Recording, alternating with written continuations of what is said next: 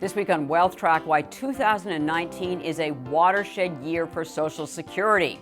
Benefits guru Mary Beth Franklin explains the big changes next on Consuelo Mack Wealth Track.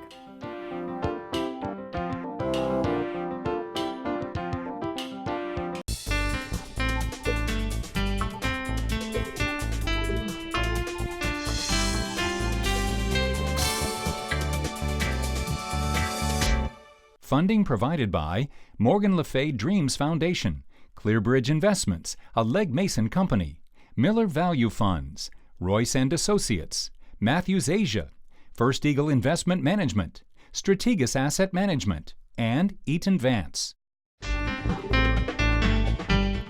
Hello and welcome to this edition of Wealth Track. I'm Consuelo Mack.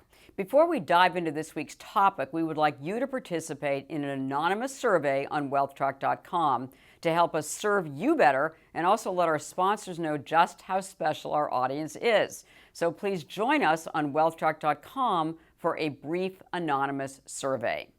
Paying attention to Social Security benefits pays off and needs to be taken seriously from an earlier age than most people realize. Why start tracking it early? Social Security calculates the highest 35 years of earnings to determine your benefits, and you want to make sure they get your numbers right. So even if you are decades away from collecting, it's important to start keeping tabs. It is easy to do by opening your personal Social Security account for free at socialsecurity.gov/myaccount to check those annual earnings figures. The 78 million strong baby boomer generation, however, is already there. According to Maximizing Social Security Retirement Benefits author Mary Beth Franklin, the oldest boomers turned 70 and a half in 2016, the age at which they must start tapping their retirement accounts or else face steep tax penalties. 10,000 people a day are hitting that number and will for the next decade or more. Many of us underestimate how important this benefit is. It is the single largest source of income for the majority of Americans aged 65 and older. It accounts for half or more of total income for 53% of married couples and 74% of unmarried individuals. It is one of the only sources of guaranteed income that retirees can count on for the rest of their lives. Its cost of living adjustments help maintain buying power over decades of retirement. But as Franklin points out, Social Security isn't static. There have been some major changes in recent years. In addition to being the author of Maximizing Social Security Benefits and an acknowledged expert on the subject, she is contributing editor at Investment News, a leading publication for financial advisors, and an award-winning personal finance journalist. I asked Franklin to take us through some of the most important changes in Social Security, starting with one with an expiration date. Well, 2019 is a watershed year for Social Security. 2019 is the last year that people who reach full retirement age this year, that means they turn 66 by the end of this year, have this incredible opportunity. If they are married or they're an eligible divorced spouse, they can say to Social Security when they claim benefits, don't pay me my benefits, let them keep growing by 8% a year. Until 70. Mm-hmm. Until 70, and pay me only as a spouse. Pay me half of my wife's benefit, half of my husband's benefit. That for a married couple, when you look at their lifetime benefits over both of their lives and the fact that one of them will get a survivor benefit at the end, can boost their lifetime benefits by $50,000, $60,000, $70,000 a year or more. This is huge. Now the only problem is you have to be born by January 1st, 1954 in order to do this. People like me who are born after that magic date will never have this option. And so this year is the last year that people who turn 66 are eligible for that option. That's correct. Now, that doesn't mean they have to exercise it this year. Right. Okay. Part of the strategy is your husband or wife actually has to claim a benefit to trigger a spousal benefit for you. So say I turn 66 this year, and maybe I'm married to a younger man who's only 64. I can't claim my spousal benefit until he claims his. I see. So 2 years from now, when he's 66 and I'm 68, at that point, I could claim spousal benefits only, get half of his benefit in addition to what he's getting. Right. And then my own benefit continues to grow by 8% a year up until age 70. And the key is at 70, I have to remember to actually claim my benefit. Social Security is not going to track me down and say, hey, we owe you money. That's up to me to go claim my own benefit. What about people who are divorced? And you said it as the qualified ex-spouses. That's right, eligible ex-spouses. The way the Social Security rules work is if you are married at least 10 years, you're divorced, and you're currently single. Now, maybe you were married to someone else in between, but if that marriage ended in death or divorce, you're currently single. You are allowed to claim Social Security benefits as if you're still married, but all the other basic rules apply. If I'm born by January 1st, 1954, meaning I turned 66 this year, I can claim spousal benefits on my ex, even if he or she has not claimed, as long as they're at least eligible to claim. It's an added benefit that divorced spouses have Right. that married spouses don't. So just run that one by me again. Even if your ex has not claimed, you can claim spousal benefits. Right. Let's look at it this way. Yes. Let's say you had a particularly nasty divorce, and one ex says to the other, and I am never going to retire, and you're never going to get a dime of my money. Well, Congress thought that might be a problem. So in addition to being married at least 10 years, divorced, and currently single, if you have been divorced at least 2 years and you're both at least 62 years old, meaning you're eligible for Social Security, you can claim on your ex's record even if your ex has not yet claimed. But the big caveat under these new rules is you must be born by January 1st, 1954 in order to do this when you reach your full retirement age. Unfortunately, that's only available to people who were born at the right time. Right. But there is a silver lining for those divorced spouses. Guess what? If your ex dies, you are entitled to survivor benefits. And as a refresher course, a spousal benefit is worth up to 50% of the worker's benefit, whereas a survivor benefit is worth up to 100% of the worker's benefit. So yes, your ex is worth twice as much dead than alive, but you probably knew that anyway. Now, here's another little tip for you. I usually tell people, because now to put this in perspective, there are more than 2,700 rules that govern Social Security benefits, and many of them are exceptions, and many of the exceptions apply to divorce. And it's very complicated. So I say the first rule people need to remember is there must be at least a decade between I do and I don't. If your marriage is falling apart in years 8, 9, and 10, string out the paperwork. Right, exactly. Stay married for 10 years. Right. The All right. only dates that matter are the day you were married and the day of your final divorce decree. I have had financial advisors send me paperwork that showed their clients missed this by 1 day, by 2 days. Really pay attention to the Right, dates. and they can't claim their ex-spouse's spousal benefits, right? Correct. All right. Now, the other thing is, these are all crazy rules. I don't write them, I just interpret them, that if you wait until age 60 or later to remarry, you can't collect on a living ex, but you can collect survivor benefits on a dead ex, even if you're married to someone else. So the second rule is if you're going to take a second trip down the aisle, wait till 60 to do it.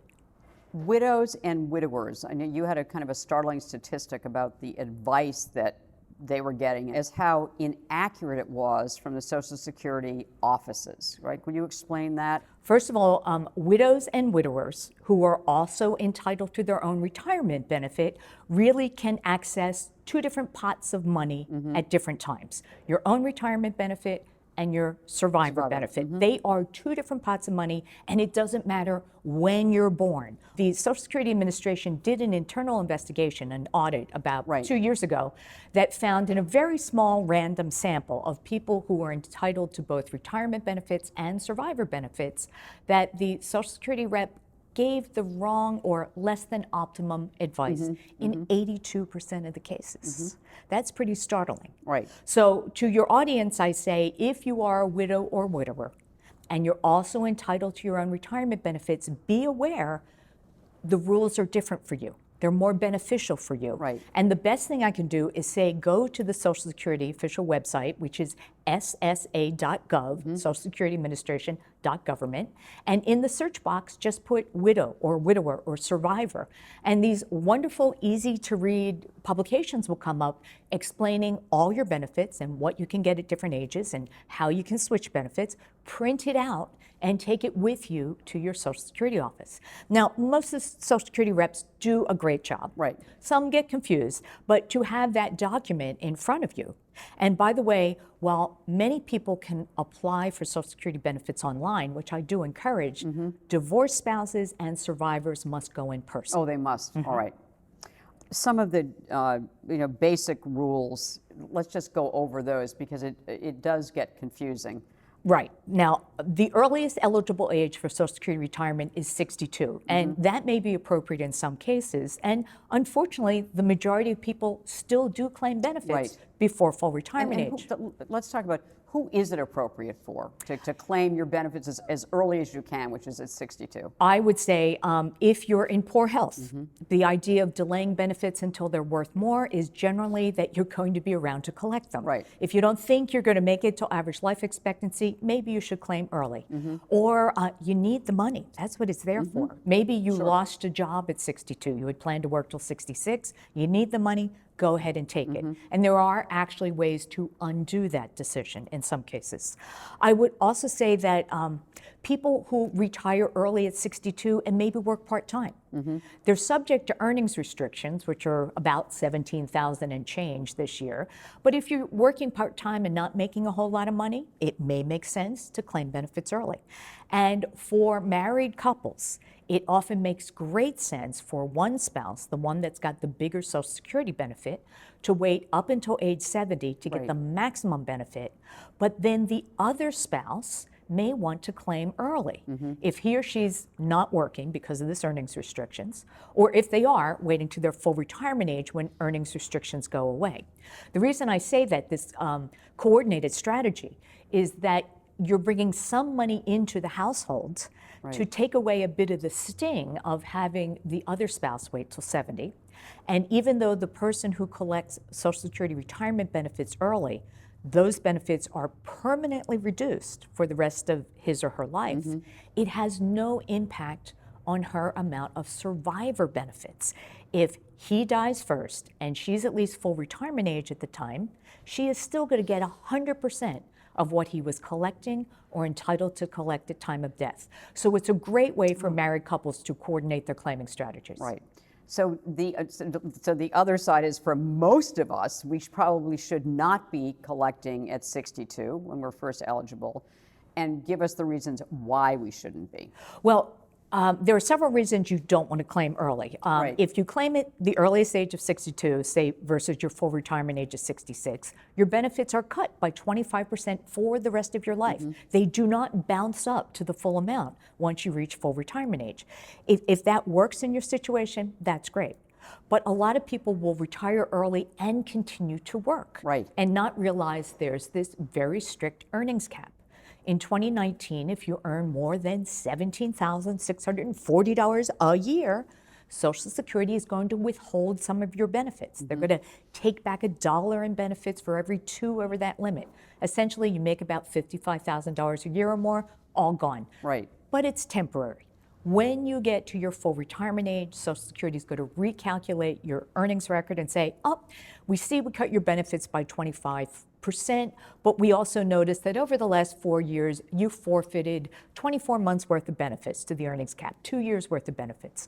So now that you've reached your magic full retirement age, Which is 66. Which is 66 at the moment, we're going to pretend as if you claimed at 64 instead of 62. We're going to add back those 2 years. All right. So yes, you'll get a reduction Not the going full forward. 4 years, but Correct. 2 years. Only what you forfeited to the earnings I cap. see.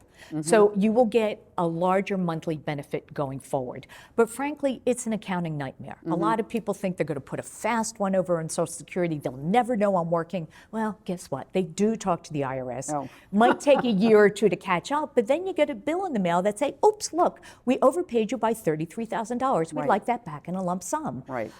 why do that to yourself? I say, if you plan to keep working, simply don't claim early. If you want to claim at your full retirement age of 66 and keep working, that's fine.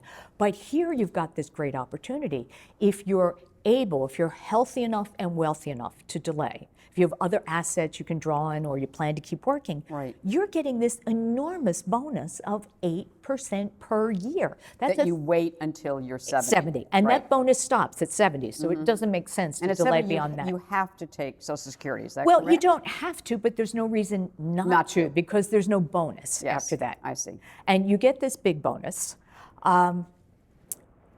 The reason it's so significant is we have been living in a virtually zero interest rate environment for the last decade. Right. So in the old days, people say, well, I'll just claim my benefits early and I'll invest it. Well, maybe that made sense. But right now, I say you have to, quote, invest it in a risk-free investment, which is essentially putting your money in a bank account Right. where you're getting Or zero. treasury bills or right? something where you're getting very little. Versus the government's going to give you 8% a year. It is a smoking hot deal. I just wrote about a brand new study that just came out today, in fact, where only 4% of retirees wait until 70 to claim benefits.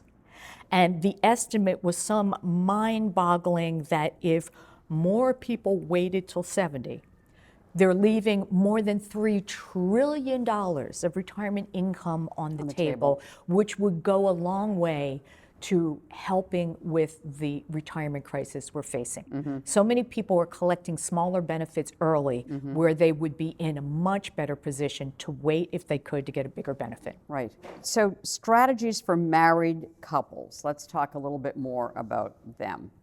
Generally, married couples should coordinate their benefits. Now, you want to look at the marital status. Okay, married people can do more things than single people. Let's look at your health. You know, are one or both of you likely to live a long time?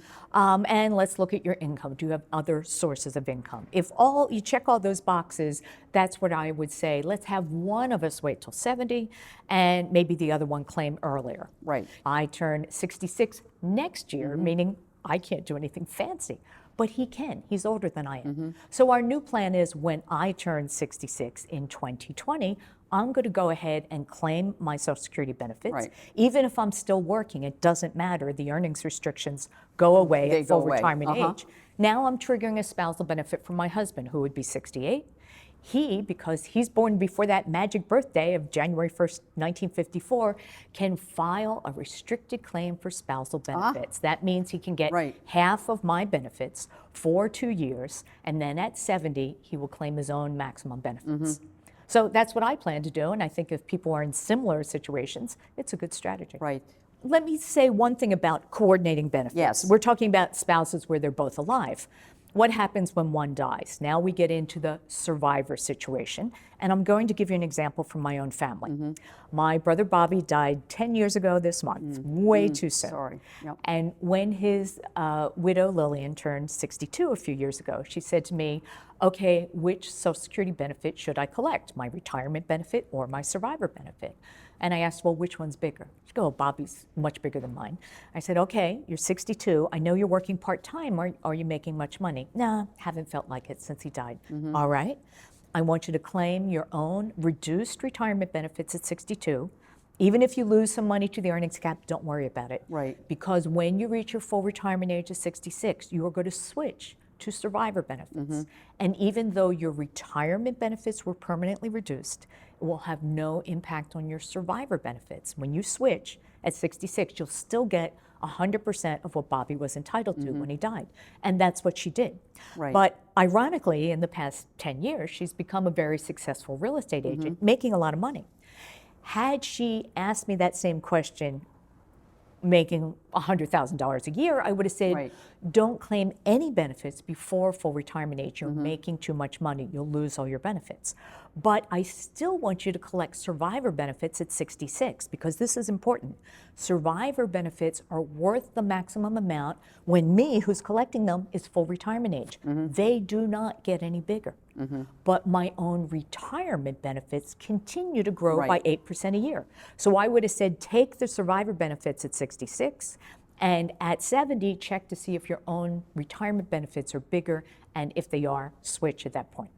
And an important point, just to reiterate again, that you can go to Social Security, SSA.gov, and get the information about all of these and take them to a Social Security office just for backup if you need Correct. to. Social Security website is Right. just a wealth of information. They really have a lot of terrific educational pamphlets. You have a wonderful book as well, an ebook called Maximizing Social Security Retirement Benefits that is also a terrific resource. So I Thank just you. wanted- I'm very proud of that, and I update it every year, so it's the latest information.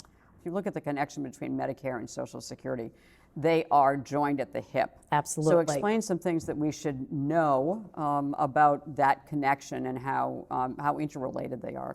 Well, in the old days, 65 was the magic number. You enrolled in Medicare, you applied for Social Security.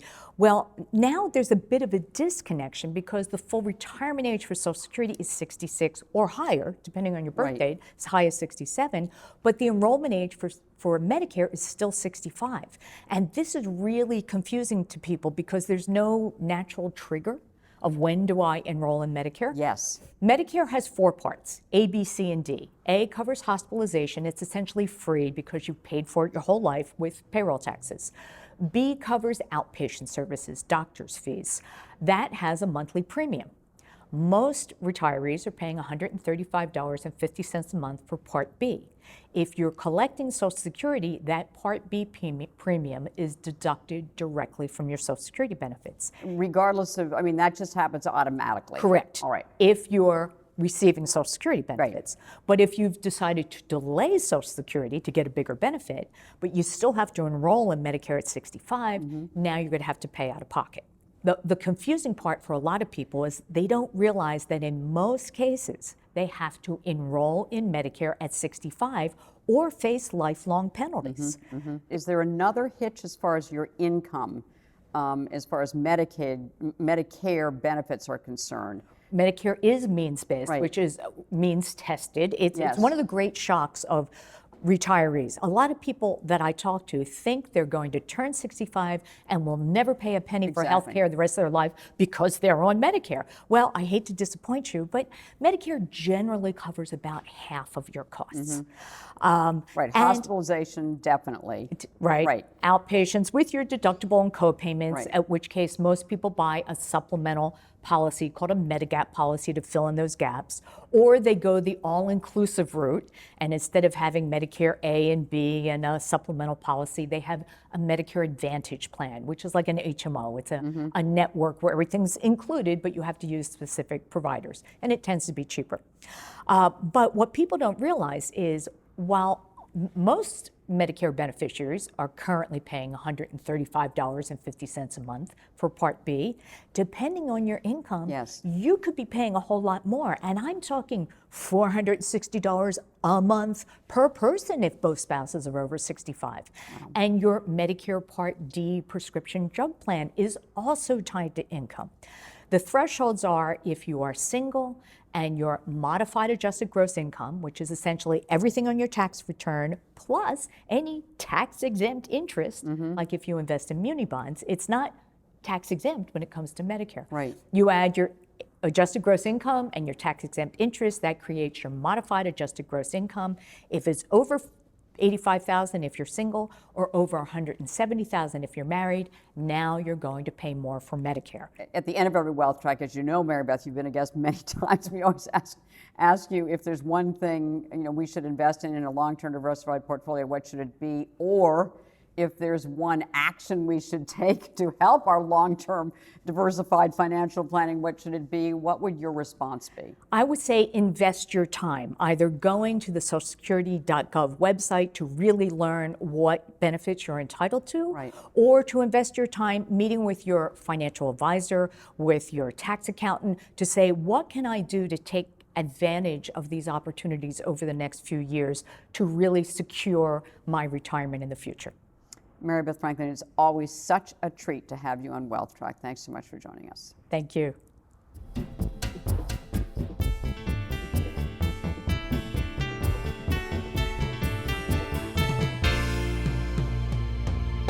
At the close of every Wealth Track, we try to give you one suggestion to help you build and protect your wealth over the long term. This week's action point is know what your specific Social Security benefits are They are valuable. As Mary Beth Franklin just told us, your individual circumstances matter. And for some of us, time to take advantage is running out. For example, if you were born by or before January 1st, 1954, you can still claim spousal benefits if you are married or are an eligible divorced spouse. You need to take advantage of these expiring benefits because they can be worth tens of thousands of dollars. If you are a widow or a widower, you are entitled to important survivor benefits. Even if you were divorced, you might be eligible. As Franklin said, there are thousands of rules pertaining to Social Security. You can go to ssa.gov for information pertaining to your individual circumstances. I also recommend Franklin's annually updated ebook, Maximizing Social Security Benefits. It is really short, concise, and simple to use. It pays to take advantage of Uncle Sam's inflation-adjusted annuity. You earned it. In this week's extra feature, Franklin discusses why the rules for claiming Social Security can be quite different if you are single. Please continue to share your comments with us on Facebook and Twitter, and don't forget to watch our YouTube channel. Thank you for taking the time to visit with us. Have a lovely weekend and make the week ahead a profitable and a productive one.